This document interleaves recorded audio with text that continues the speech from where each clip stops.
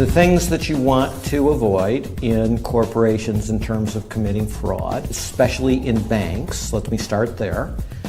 You want to make sure you have strong regulation. You want to make sure that you have regulators that actually believe in regulation. You want to make sure that executive compensation is not perverse, because that creates the incentives that produces lots of looting by the CEO. So how do you avoid that? You make sure the compensation first is not the mega compensation where people can get wealthy in a year. And second, you make sure that it's based on real long-term performance. And long-term means 8-9 years, not 2-3 years.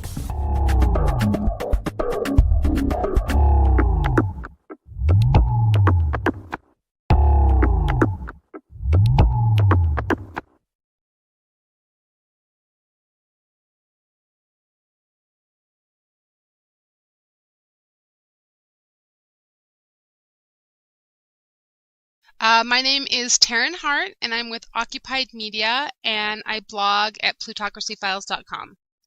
My name is Bill Black. I'm an associate professor of economics and law at the University of Missouri at Kansas City, a white-collar criminologist, and a former financial regulator. I blog at New Economic Perspectives, and you can follow me at William K. Black on Twitter. Well, I guess that we can just get started. I had just talked to economist John Quiggin. I just posted it, and he surprisingly was the first person who I'd come across who made an argument against criminal prosecutions, which surprised me in the Wall Street context.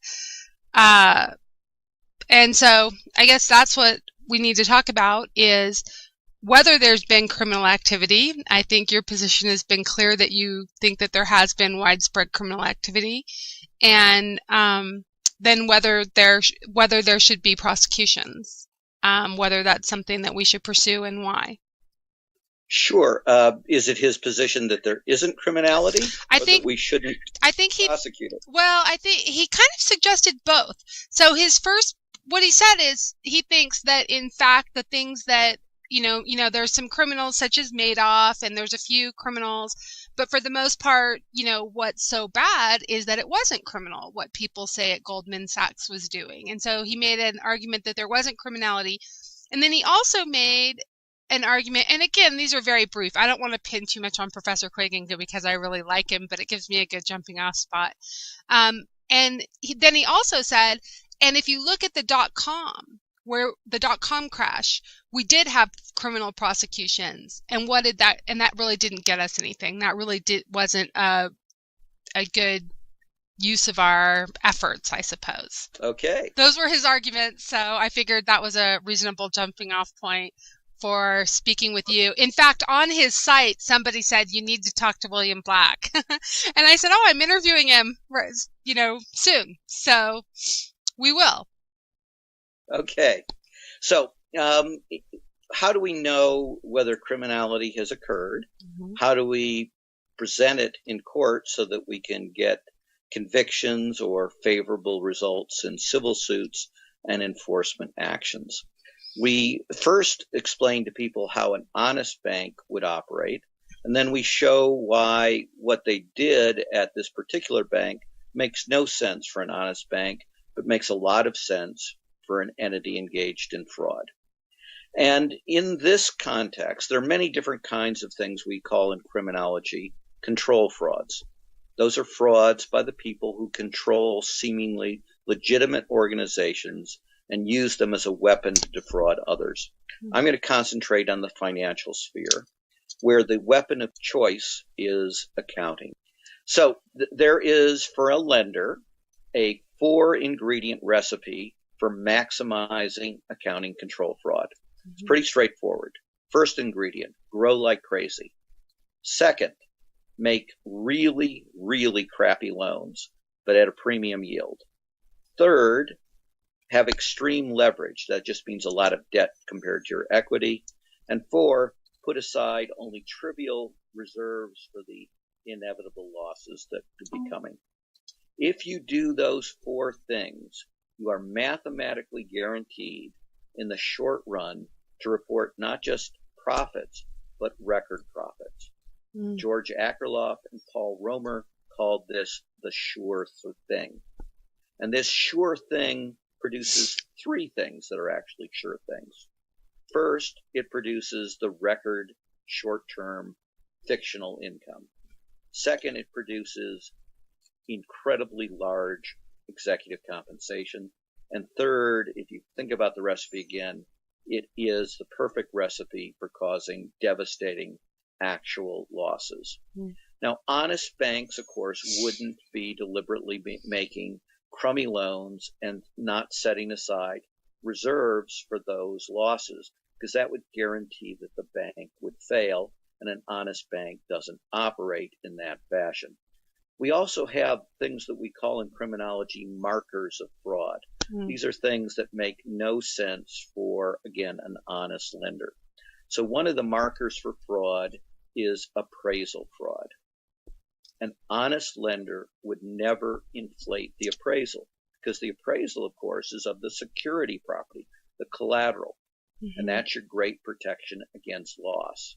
So when you see large numbers of inflated appraisals, that is always an indication of fraud, and it's always an indication of fraud from the lender's side of the table, because the borrower can't inflate appraisals, but lenders can and do quite easily by appraisal shopping. And that creates what we call in economics a Gresham's dynamic, in which bad ethics drives good ethics out of the marketplace. Another marker for this kind of fraud, accounting control fraud by a lender, is if they make loans that they know have to produce overall losses. And that's what the liar's loan is all about. A liar's loan involves no underwriting as to the borrower's real income. If you do that, we have lots of experience that you will make so many loans that will cause so many losses that you will fail, and you'll fail catastrophically. So honest lenders don't make liar's loans. Well, okay, how often did this occur? How often did these frauds occur in this crisis? Was it trivial, or was it a driving force in the crisis? We have pretty good statistics on this. The FBI warns in September 2004 that there is an epidemic of mortgage fraud, their words, and that it will cause a financial crisis, again, their word, unless it's contained. Let me emphasize that date again. 2004, this warning was already out. In 2006, the industry, this is the lenders industry, this is the trade association of the perps, hires an anti-fraud specialty group called MARI, and it reports in writing to every mortgage lender in the United States virtually the following three things. First, this kind of loan, which the euphemism is stated income or Alt-A, is, and I'm quoting again, an open invitation to fraudsters. Second, the incidence of fraud, in other words, how common is fraud in this kind of loan, is 90%, 90. Virtually all of them are fraudulent. And third, these loans deserve the term that the industry uses behind closed doors, which is liar's loans. Okay, so we know that this kind of loan would never be made by an honest firm. Honest firms don't make loans that are 90% fraudulent, and nobody made them make this kind of loan. They decided on their own that they wanted it. Well, why? So that there'd be no paper trail that they were inflating the borrower's income, right? Again, an intentional fraud, and one that the Financial Housing Finance Administration, in complaints, has said was deliberate fraud. Okay, so those are civil complaints filed by a federal agency against most of the largest banks in America. Okay, but we still have to ask, how many liar's loans were there? And again, we have decent information on that. By 2006, roughly 1 out of every 3 loans made in America was a liar's loan. That means in the ballpark of 2 million fraudulent loans by 2006 in that year alone. And in earlier years, over 1 million. We also know what happened after the warnings by the FBI and after the warnings by the industry's own anti-fraud specialists went out to virtually every mortgage lender. They massively increased the number of liar's loans, and they made those liar's loans steadily worse by what we call layered risk. In other words, they threw every insane thing possible on. And why not? They all knew that the loans were going to fail anyway. But by reducing the interest rate initially, they delayed the inevitable time of reckoning. So what happens when 1/3 of all loans by 2006 are liar's loans? Well, those are in economics jargon, the marginal loan in the marketplace.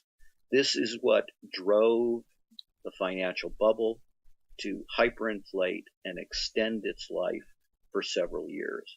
And it is the massively hyperinflated financial bubbles that produces things like the Great Recession.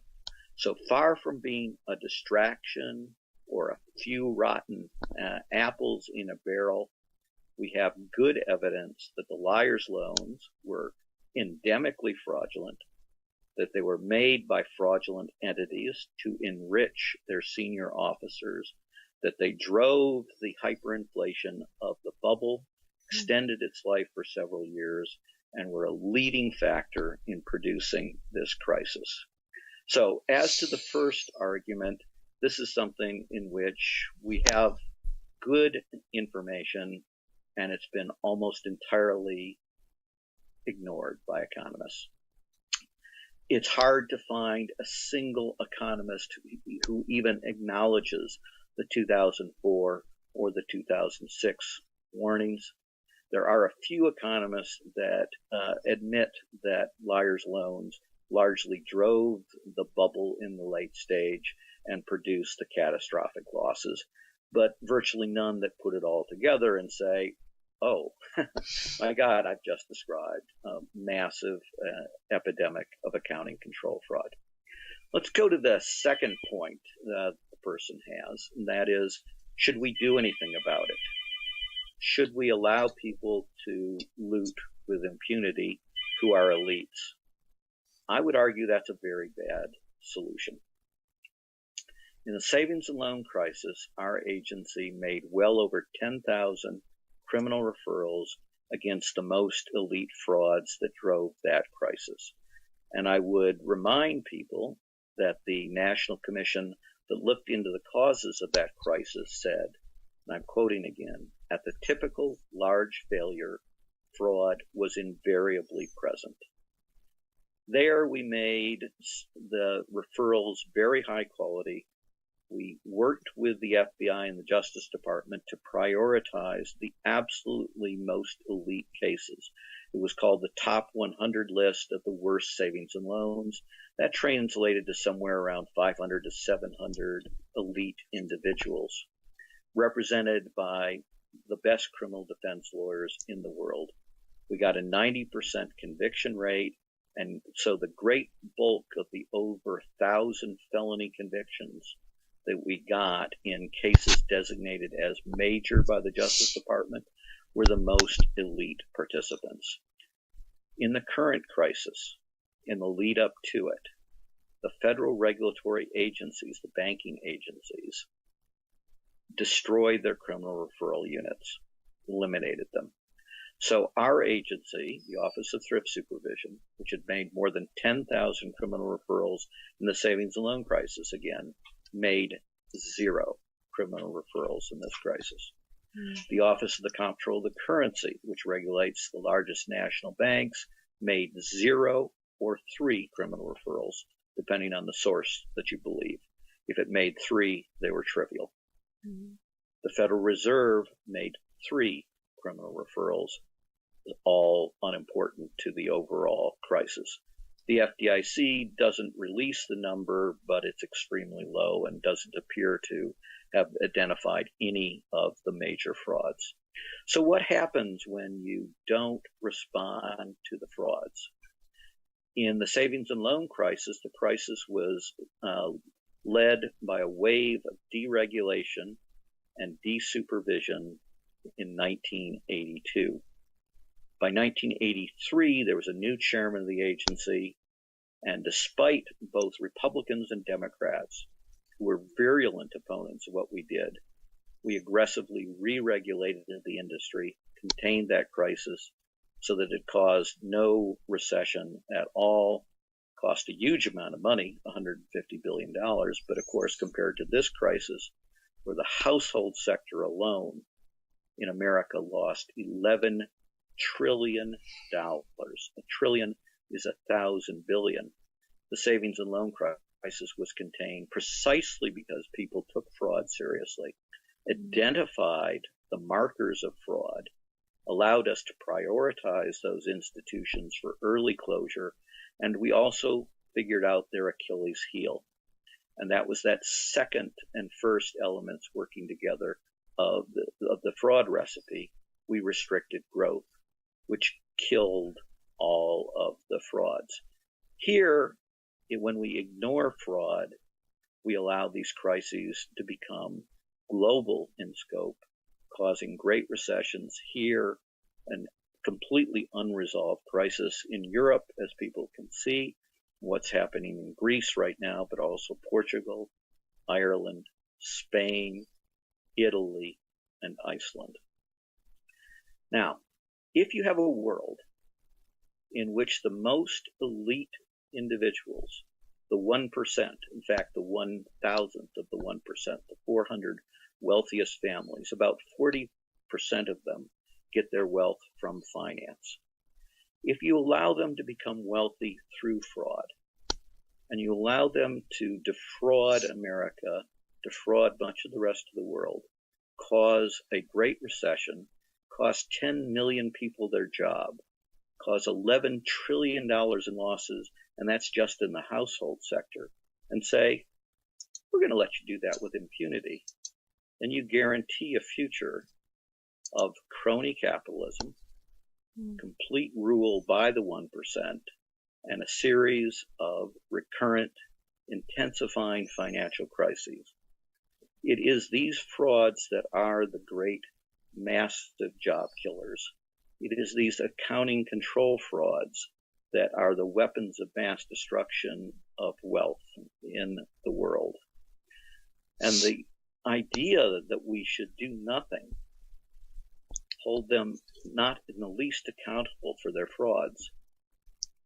Yes, I definitely agree. I think that when people talk about the 1% versus the 99%, which has obviously been a big rallying cry of our movement, some people think in terms of economic distribution of wealth, but I think it really is more about the fact that the 1% has completely captured the political system and is now above the rule of law, essentially, right? That we've created, that we no longer, which is the basis of our democracy, the idea that we're, a nation of laws and not of men, and all of these statements of our founders. Glenn Greenwald just wrote a book about it.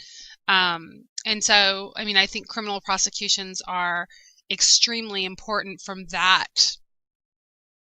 Just in terms of respect of the rule of law. We're now building kind of one precedent after another where we have a two-tiered justice system, where one set of rules applies to the 99% and one set of rules applies to the 1%. So I think that that's something, the idea that there needs to be accountability, I sense is something that's really driving this movement. Yeah, we see the three things as coming together: economics, democracy, and morality. And the current system tears down all three of them. There's a very conservative French economist from a long time ago, Bastiat, but his warning captures this.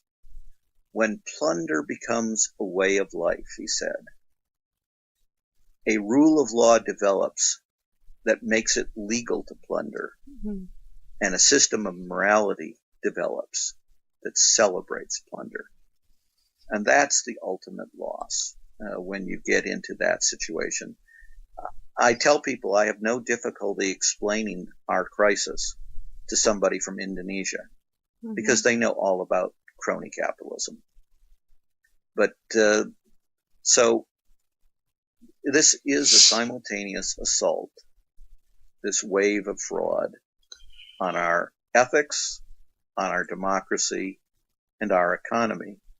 And the idea that this represents the productive class is a sick joke. These are the leading destroyers of wealth in America and employment in America. And if they're not stopped, they'll turn the country into something that is terrible even for them. Is it too late? Do we still have the ability to claw back the money, to prosecute people? It's not too late at all. In fact, I tell people if we had looked back in 1986, you might have said the same thing. There had been virtually no prosecutions by that time. You had both major parties strongly supportive of the worst of the frauds. So when we re-regulated the savings and loan industry, which again began in November 1983, we did it over the intense opposition of the Reagan administration. In fact, the phrase re-regulator was their greatest swear word they could think of to use against us. We also did it against the Office of Management and Budget, which actually threatened to make a criminal referral against the head of our agency on the ground that we were closing too many insolvent savings and loans.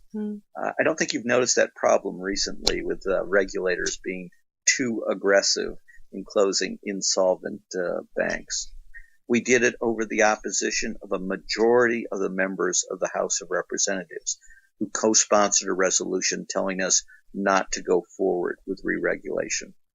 We went forward over the opposition of the incredibly powerful Speaker of the House, James Wright, who referred to me, because I was leading at the staff level the re-regulation, he referred to me as the red-headed SOB and tried very hard to get me fired and got other prominent regulators fired successfully.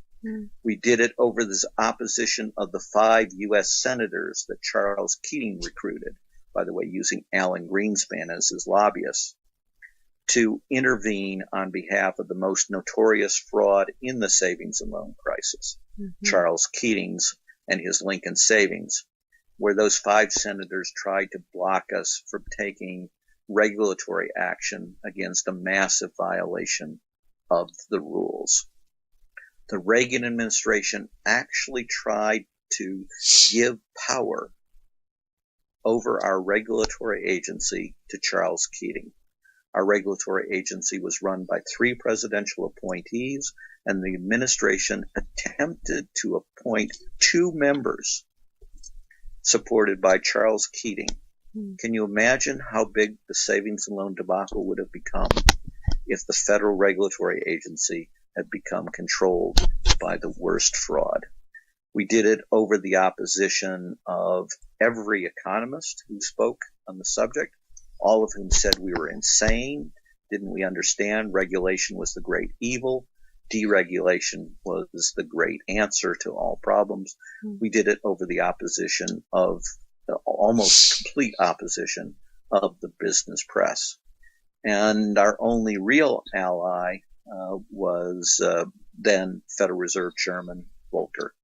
And even he, I think, would say that he probably wasn't as vocal as he would have liked to have been in retrospect. So if you could do all of those things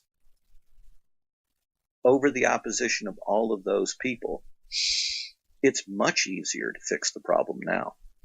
Right. I mean, but there's two things. There's the criminal prosecutions and then there's the re-regulation, right? So, so those are, and the issue, and part of the issue with the criminal prosecution is whether we could get any of the money back, whether we could claw any of the money back.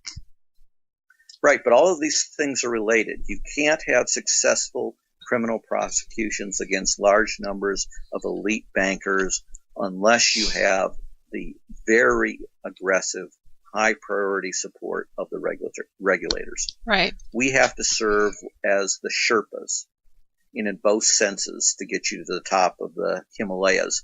And that's what prosecuting these elites is like. They have the best criminal defense lawyers in the world. So we, the regulators, have to do the heavy lifting. And in this context, that means we have to do the investigative work. And we have to serve as the trail guides. And so we're the ones who point and explain this is a control fraud. You need to go after the most senior people. This is why it isn't innocent activity. This is why it is fraudulent activity. All of that has ceased. So if you want effective re-regulation and if you want effective prosecution, it all starts in the same place. You need new regulatory leaders. Overwhelmingly, the top banking regulators at this time, well, first, under the Bush administration, they were picked because they were the leading opponent of regulation in America. They were the anti-regulators, not the regulators. President Obama has left a number of these people in charge as actings. He has also appointed a whole series of people who were abject failures as regulators. Indeed, in some cases, he's promoted them. So Timothy Geithner was the president of the Federal Reserve Bank of New York. In that capacity, his principal task was to regulate the largest bank holding companies in the United States, the ones that went berserk through their frauds, caused this crisis for the reasons that I've explained. He was a total failure as a regulator. In fact, he never even tried.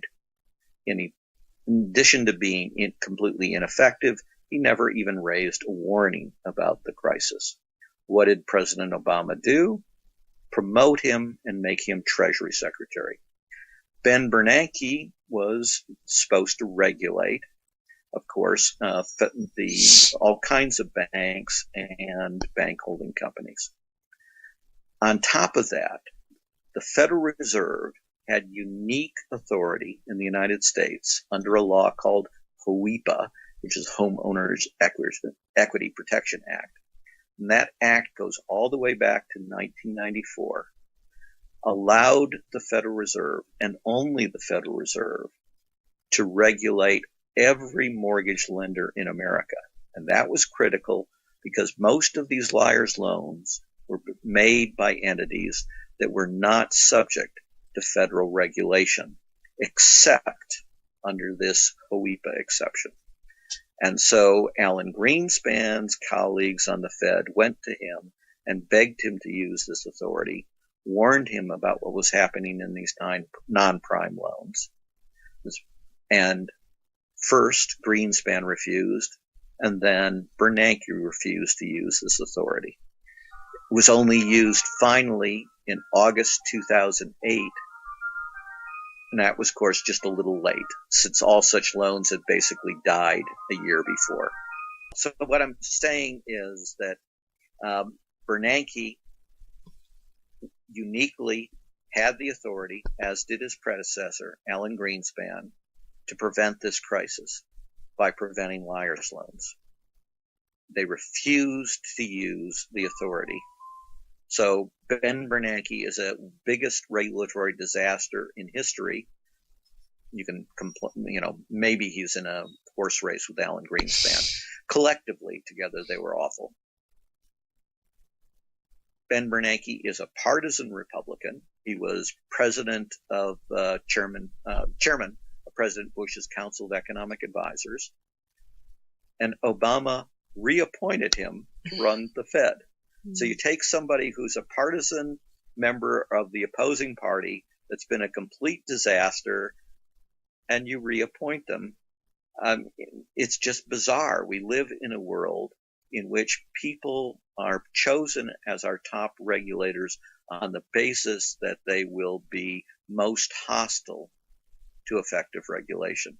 And then we supposedly see, regulation doesn't work. Well, it's a self-fulfilling prophecy of failure when you put people in charge who make sure that it will fail. So is there any move at this point to do anything about it? I mean, I know that there had been some states attorneys general who had resisted the settlement, the 50-state settlement, and there had been some pressure on them, including the Attorney General of New York. Is there any will to, I guess, tackle any of these issues? Pursue any criminal prosecution, do anything to get the American public's money back? At the federal level, Geithner is intervening and Holder is intervening to prevent any widespread prosecution of the systemically dangerous institutions, the largest 20 banks whose fraud caused this crisis. So the federal level is generally terrible. There is one exception, and that is the Federal Housing Finance Administration, the FHFA, which is the regulator of Fannie and Freddie, but also the conservator of Fannie and Freddie because they've failed.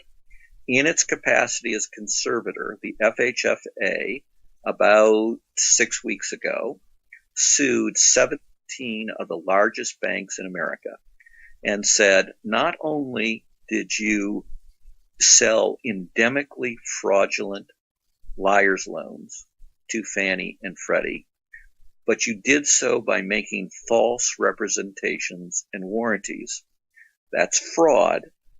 And the FHFA said you left a paper trail that establishes that you knew that these were fraudulent and bad loans and deliberately misled us.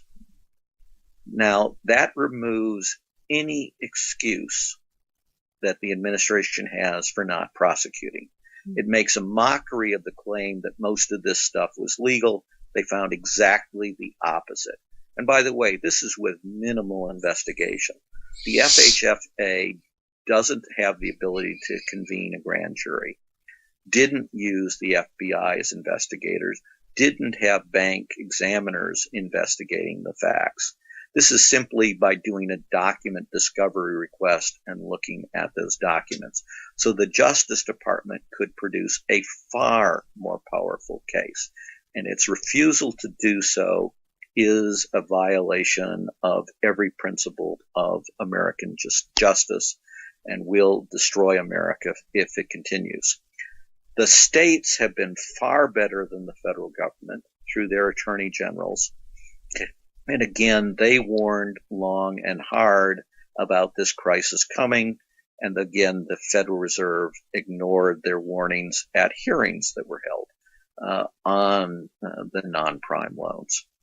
In particular, the attorney generals of New York, Delaware, California, but also to some extent Arizona and Nevada have held out against these frauds. But I must tell you, we are coming up on what, according to all accounts, will be the most destructive single act against American justice. And that is, the administration is pushing, the industry is pushing, and unfortunately, most of the state attorney generals are now willing to accept a trade in which we will get the equivalent from the industry perspective of chump change, some number of billions of dollars, which will go to some small percentage of the people who were defrauded in their home loans. And in return, we are supposed to give immunity to these massive frauds by these systemically dangerous institutions that caused this crisis. And we're supposed to never even investigate. never even make clear their frauds, so that the next time around they won't have any kind of record and they'll be able to do it with impunity again. If that happens, that will be essentially the formal surrender of the United States of America to crony capitalism. There is an op-ed, or I'm sorry, a column by Gretchen Morgenson about this in a very recent New York Times that your viewers could look at as well with more details. But a number of us have written about this, the scandal of this proposed settlement. And so there aren't any attorney generals that are resisting that, it doesn't look like. Is that what you're saying? No, at this point, there are Schneiderman, Attorney General of New York, Biden, the Attorney General of Delaware, and the Attorney General of California at this point are all resisting, but they're under enormous pressure from the administration and its political arms to do the absolute worst thing. This should be a scandal of first-level proportions. Notice that the Republicans are not exploiting this scandal. Mm-hmm. Think about that. I mean, they obviously detest President Obama. They would obviously love to slam him for anything and everything, whether it's meritorious or not. On this subject, they have been dead silent. Right, that's exactly right. So what do you think our movement can do? What would be, I guess there's the ideal world and there's the real world. In the real world that we're in right now, what would be your priorities? Well, I would always put my priority in stopping the next crisis and in getting people to work in the current crisis. So I would immediately order that no systemically dangerous institution could grow, and that they would shrink within 5 years to a level where they would no longer pose a systemic risk to the safety of the world. That would be a very big deal in preventing a future crisis. 2, I would immediately appoint new acting heads at virtually all of the regulatory agencies and the Department of Justice. So I would fire Holder, I would fire Geithner, and you can't fire Bernanke under the law, but you can ask for his resignation. And I would replace them with vigorous leaders with a track record of success. I would immediately reform executive compensation, which creates incredible perverse incentives. And I would clean up professional compensation and how that works in terms of the credit rating agencies, the outside auditors, the appraisers as such. My priorities in dealing with the current crisis would be to get people employed. And so I would have job guarantee programs. Right now, we pay people not to work when we have massive needs in America. So we have an obvious win-win of paying people to work and do productive things. I would use the NGOs as a way to get people to work on effective projects that would help people very rapidly. I would adopt revenue sharing, which was part of the proposed stimulus bill originally, because this crisis in state and local governments is insane. You need to be increasing the role of government to come out of a great recession. Instead, we are rapidly shrinking. We're firing teachers, we're firing police officers, all kinds of other public employees when they're most needed. So that's insane. I would stop that. I would stop the foreclosures, frauds immediately, and I would go to a program for the people who clearly cannot afford their homes, in which they become renters, and for others that could afford their home with modest reductions of principal, I would do that. On the criminal sphere, the priority is stopping this obscene immunity grant to the most elite frauds. That should be a major effort. It should be completely bipartisan. It has nothing to do with party or anything else. This is just a total obscenity. There is absolutely no argument in favor of giving immunity to these frauds. The idea that you create economic stability by giving immunity to the frauds who caused the crisis is so insane that anybody proposing it really should be evaluated for psychiatric needs. Those are my priorities.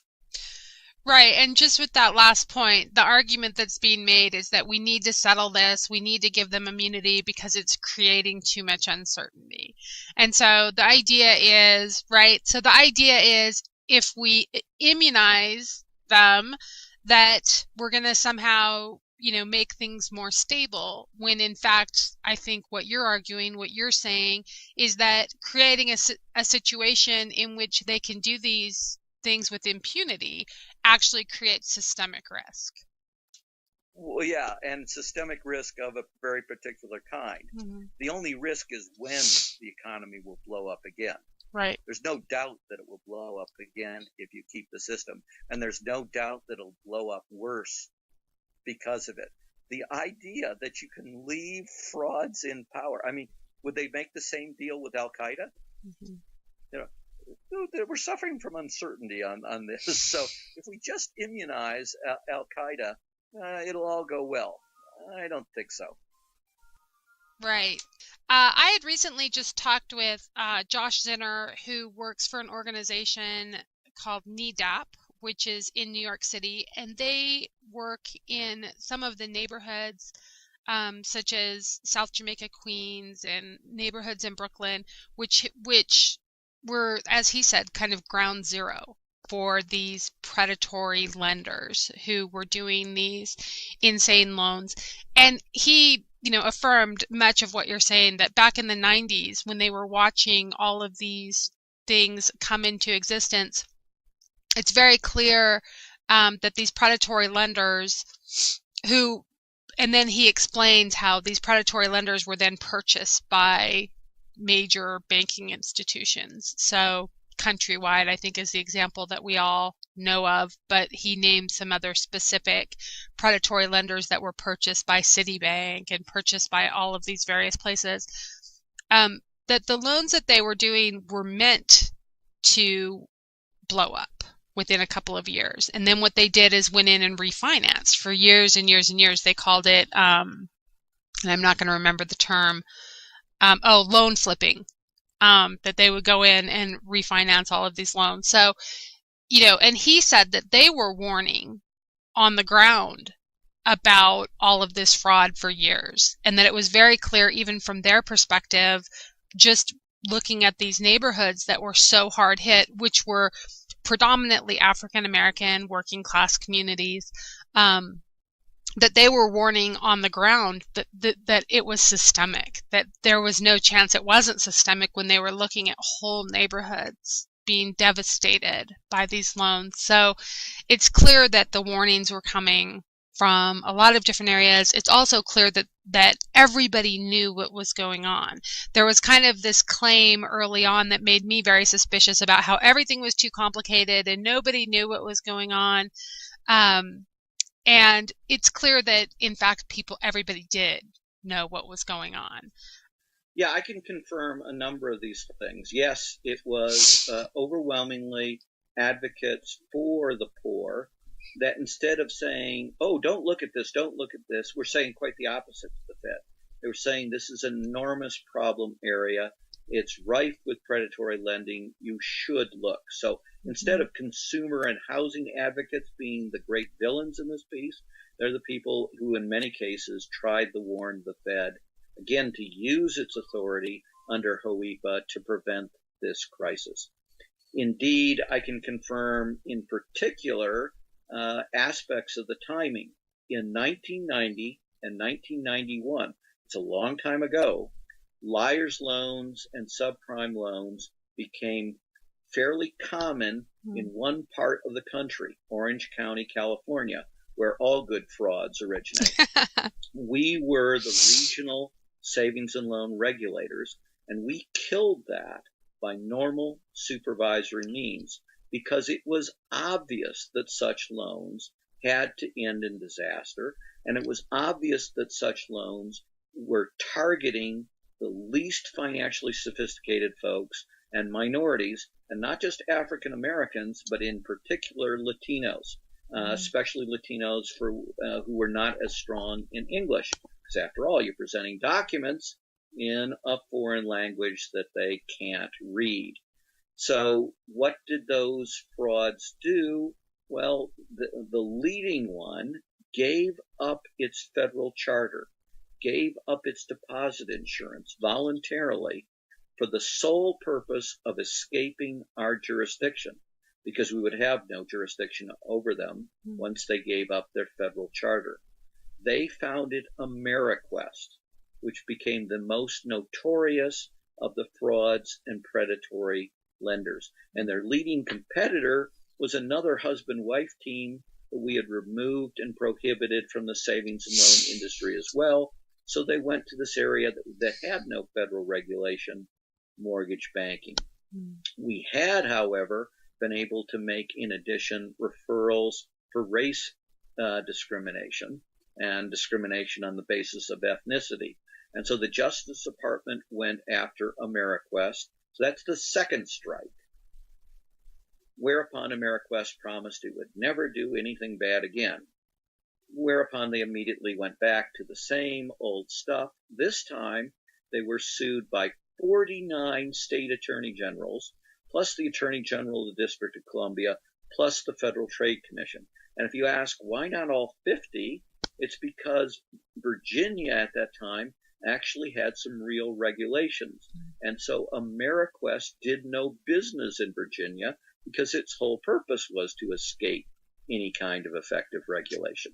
Okay, so this 49 state AG, that's the third strike. This is the third group of investigators to come in and find massive problems at AmeriQuest. Whereupon AmeriQuest signs a deal that settles the case for hundreds of millions of dollars in fines. And the head of AmeriQuest, Roland Arnal, is promptly made the U.S. ambassador to the Netherlands, because that's the kind of guy we want representing our nation. Why? Because he was the leading political contributor to George W. Bush. Now that's bad, but that's politics. What comes next is even worse and even more relevant to this crisis. Because two entities rush to acquire AmeriQuest. Remember, AmeriQuest has 1,000 employees, most of whom every day of the week committed fraud and in particular sought out minorities to engage in predatory lending against them. And Washington Mutual and Citicorp said, that's the kind of folks we want working for us. They acquired AmeriQuest operations, brought in the fraudulent employees, and began fraudulent lending of their own in massive amounts. And you are quite right, and your sources are quite right. Precisely because these liar's loans were so large, because they grew massively from 2003 through 2007, they hyperinflated the financial bubble. And if you inflate the bubble, you can make the bad loans disappear, and you can defer the loan loss recognition by simply refinancing the loan. Right. In the trade, this is called a rolling loan gathers no loss. Right, exactly. So it all really didn't come completely crashing down until the housing bubble starts to deflate and there's no ability to refinance the various loans that, had now, well, I mean, actually, my source, as I said, Josh Zinner, said that many of these loans were not successful from the beginning. It wasn't just the case of having, some kind of hidden adjustable rate, which some of them did have as well, but many of them were absolutely unsustainable from the get-go. So no, the typical liar's loan was unsustainable from the get-go and could only survive as long as the bubble hyperinflated. And it was, of course, inevitable that the bubble could not continue. Right, exactly. Well, I will provide links to some of your pieces as well as, is it Gretchen Morgensen? Is that? Yes. Okay. As well as her recent piece, we'll find that. I know she did some really great work early on about Brooksley Born and the early warnings that were given to regulators. So she's done some great work at the New York Times regarding this issue. And also, should we be pressuring the various attorneys generals not to settle? Absolutely. Don't cave. If New York, California, and Delaware stay strong, the Attorney General of California is Ms. Harris, then this cannot occur because those three states are so large in terms of their corporate roles. Great. So I'll also provide links on how to contact the attorneys generals of those states. So thank you so much for agreeing to talk with us. I know that you've been out participating in marches with our movement, and you went to New York City and Zuccotti Park. And what's been your impression so far of that? And to our local one in Kansas City, and I'm going November 5th to be in LA at the teach-in occupied by OWS there. So, of course, the impression one gets is finally some people who are outraged, but there are innumerable things people are interested in at OWS. So, it's fascinating walking through and seeing the number of causes that people are interested in as well. Great. Well, thank you so much for taking the time, and we will get this posted. And if there's any other links you want us to include, let us know. Well, to our New Economic Perspectives, as I say, and simply to the Twitter thing, but we have lots of good resources on New Economic Perspectives for OWS. Great. Well, thank you so much for taking the time, and hope we identify as econ for the 99 using the numbers. Oh, great. Very good. Thank you so much. Thank you. Take care. Bye-bye. Bye-bye.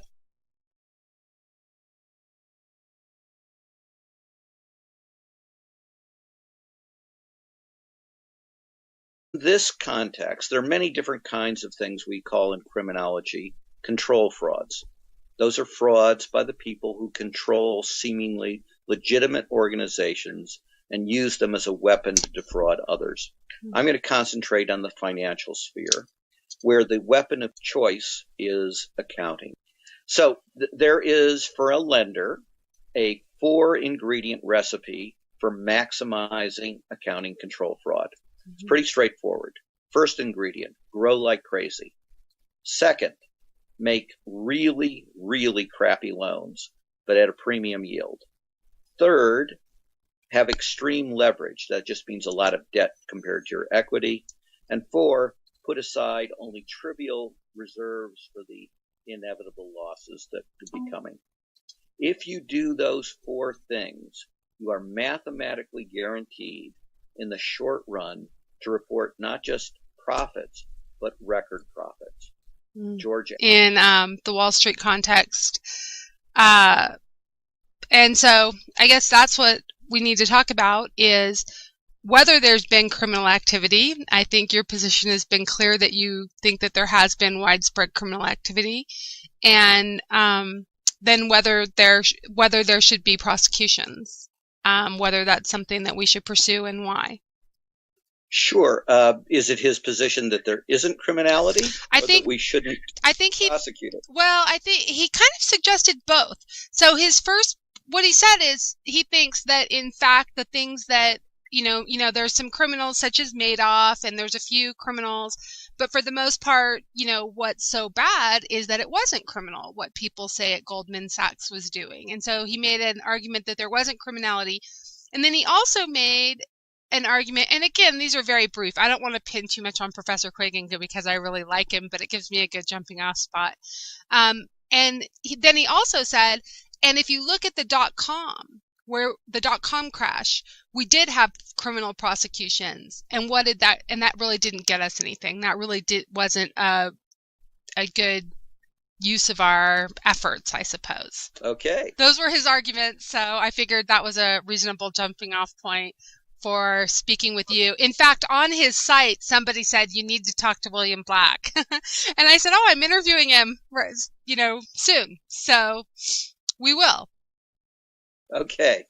So, how do we know whether criminality has occurred? Mm-hmm. How do we present it in court so that we can get convictions or favorable results in civil suits and enforcement actions? We first explain to people how an honest bank would operate, and then we show why what they did at this particular bank makes no sense for an honest bank, but makes a lot of sense for an entity engaged in fraud. And in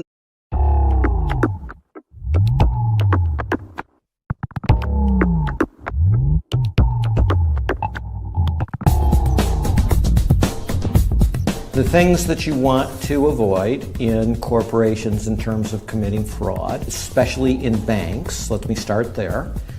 You want to make sure you have strong regulation. You want to make sure that you have regulators that actually believe in regulation. You want to make sure that executive compensation is not perverse, because that creates the incentives that produces lots of looting by the CEO. So how do you avoid that? You make sure the compensation first is not the mega compensation where people can get wealthy in a year. And second, you make sure that it's based on real long-term performance. And long-term means 8-9 years, not 2-3 years.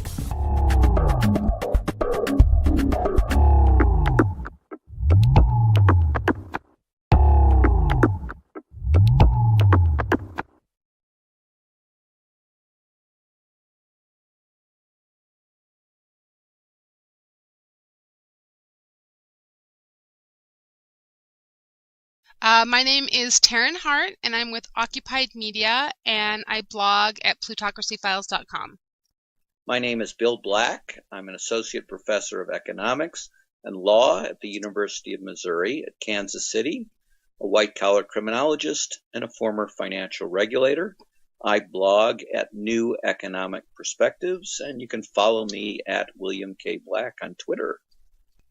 Well, I guess that we can just get started. I had just talked to economist John Quiggin. I just posted it, and he surprisingly was the first person who I'd come across who made an argument against criminal prosecutions, which surprised me